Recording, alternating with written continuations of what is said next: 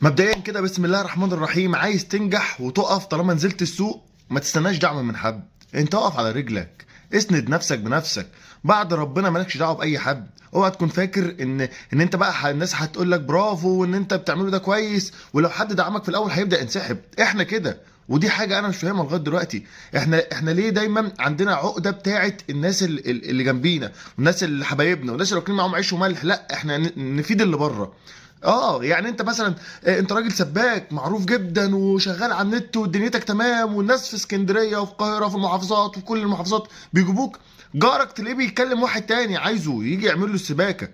طب ايه يا عم اللي جنبك ده؟ لا لا لا، لا يا عم، لا لا لا، مش عارف ايه. انت فاتح محل موبايلات، فاتح مطعم، انت بتبيع الحاجه ب 100 جنيه، في واحد غريب بيبيعها ب 200 جنيه، يروح يجيب من الغريب.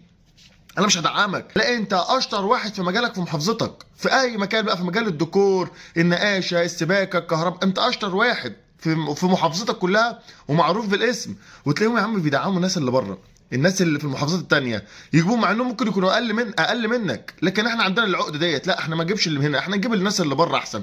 مع ان الناس اللي بره ممكن تكون بتطلبك انت شخصيا تروح لهم هناك، بس انا كواحد في محافظتك، في منطقتك، في مكانك، انا مش هدعمك. لا، انا هكلم الناس اللي بره. يا عم ليه يا عم الحاج؟ طب احنا ندعم بعض، نستفيد من بعض. لا لا يا عم، لا. اوعى تكون فاكر ان انت في بدايه مشروعك او بدايه هدفك ان انت حد بقى هيقعد يدعمك وبتاع. انت لو ما وقفتش على رجلك هتقع.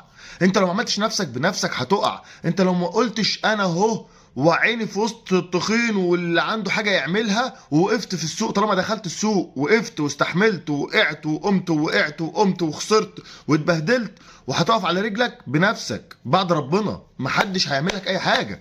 اوعى تكون فاكر ان حد ممكن يفيدك او حد. انا ما بتكلمش على الاثنين ثلاثه اصحابك اللي قريبين منك، ولا امك وابوك واخواتك اللي بيعملوا لك لايكات وبيعملوا لك بوست. لا، انا بتكلم على باقي الناس اللي انت عارفهم وعارفينك. لا، هيشوفوا البوست بتاعك كده ويسكرول عليه كده مش عايزك.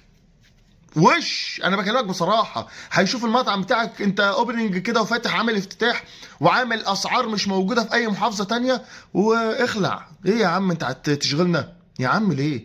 انت تبقى احسن راجل بيعمل اي حاجه في حياته ويجيب حد من غيرك. انا مش هدعمك انت شخصيا، انا مش هدعمك. وما بتكلمش على واحد بس، انا بتكلم على منظومه. انت ممكن المحافظه بتاعتك تكرم ناس في نفس مجالك بره المحافظه، يجيبوهم من محافظتهم يكرموهم. زي ما انت كده محافظه تانية تروح جايباك مكرمك بره. طب ليه؟ وبتكرموا بره في كل المجالات، رياضه، صحافه، اعلام، حاجات حرفيه، مهن حرفيه بره. عايز تكرم بره، لكن في محافظتك لا. بتكلم على كل المجالات. احنا عندنا عقده مش هنعرف نطلع بره منها. في خلاصه الموضوع، انا عايز اقول كلمتين بس.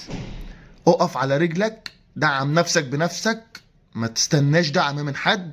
ما تستناش دعم من حد غير بايدك، مجهودك. وقعت قوم كمل بنفسك تاني. كمل بنفسك تاني، ما تدورش على حد. اللي عايزك واللي واقف في ظهرك اهلا وسهلا. اللي مش عايز مع السلامه، حتى لو واحد بس كمل عشان الواحد ده. بس كده، سلام.